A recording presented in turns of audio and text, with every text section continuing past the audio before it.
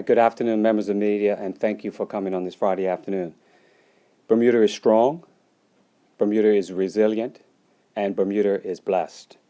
That is the island-wide sentiment after having come through Hurricane Nicole yesterday afternoon. In a few moments, the Minister of National Security, the Commissioner of Police, and the Director of the Bermuda Weather Service will provide an update regarding government services, public safety matters, and post-Nicole weather information. As you can see already, there is some sense of normalcy returning to the island, with main arteries being cleared, power being restored, damaged property being repaired, and businesses reopening. Since the passage of the storm yesterday afternoon, tremendous progress has been made. However, there is still work to be done and services to be restored, and I fully expect that that will continue this weekend. At this time, I want to take this opportunity to extend my sincere thanks and appreciation to the Minister of National Security, Senator Jeff Barron, the Commissioner of Police, Michael De Silva, and the entire Emergency Measures Organization for their fearless guidance during what was undoubtedly a very anxious and tense time for everyone on the island. These men and women across many different organizations rode out the storm away from their families and friends. They did this to ensure the safety of all of us, and for that, they deserve sincere gratitude. The consistent messages of preparedness and public safety certainly resonated with our community, and that helped tremendously in ensuring there was no loss of life, no serious injuries, and with our ability to recover.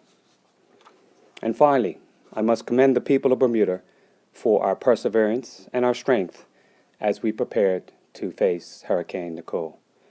I had the opportunity earlier today to visit parts of the island, and it made me tremendously proud to see Bermudians out and about doing their part to get their homes, neighborhoods, and Bermuda back to normal.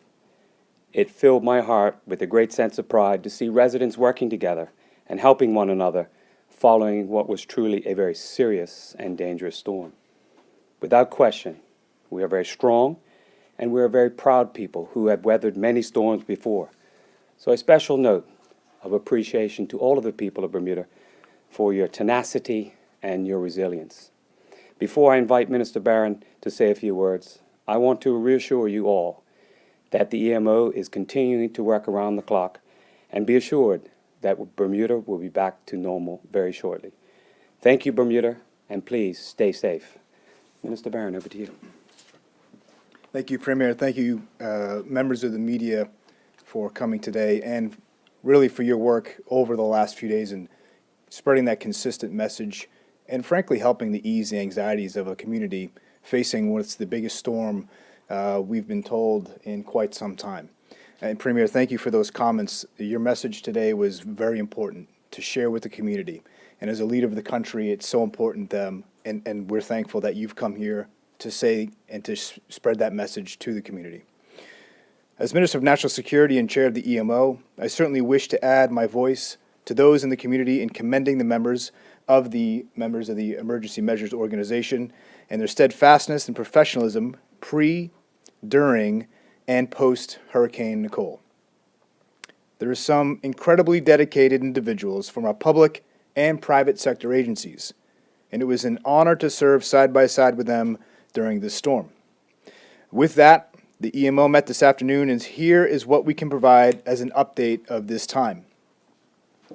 Throughout the course of the day, we are seeing signs of Bermuda returning to normal. As the Premier indicated before, there's many signs of that. People out, they're doing their own cleaning, but tremendous amount of crews out from the regiment, etc., cleaning up a bit, and I'll get into that. We've seen the first flights arrive this afternoon, and there have been no flight cancellations for today. We can also report that regular cruise calls will remain and resume next week. The work crews from Ministry of Public Works, Department of Parks, the Royal Bermuda Regiment, and Belco continue their cleaning and restoration works around Bermuda. These works will continue into the weekend. And like the Premier, I had the privilege of spending some time with the Royal Bermuda Regiment as they conducted their cleanup works around the island. As you can appreciate, there were significant road obstructions around the island following the hurricane, and I want to commend the Royal Bermuda Regiment for working incredibly hard from first light this morning to clear those roadways. The damage reports coming in from around the island include residential roof damage, downed power lines, poles, and trees, and some flooding. As we noted earlier this morning, the main roads are mostly clear. We continue to ask motorists to use caution as there is still debris in the road. Minor roads are being assessed and continue to be cleared. As it relates to public transportation, bus and ferry service has been canceled for today. However, ferry service will resume tomorrow, and assessments are still being conducted with the aim of having bus service resume tomorrow as well. We will provide a confirmation update to the public later today regarding buses. It will be business as usual for government on Monday with all offices being open. We are currently assessing our government schools, which includes an assessment of power and structural damage, and we are aiming to have schools reopen on Monday. We will confirm that with the public early on Sunday. The hospital is operating as normal. Garbage collection resumed as normal today. The Hamilton docks are doing assessments, and we expect a public update over the weekend.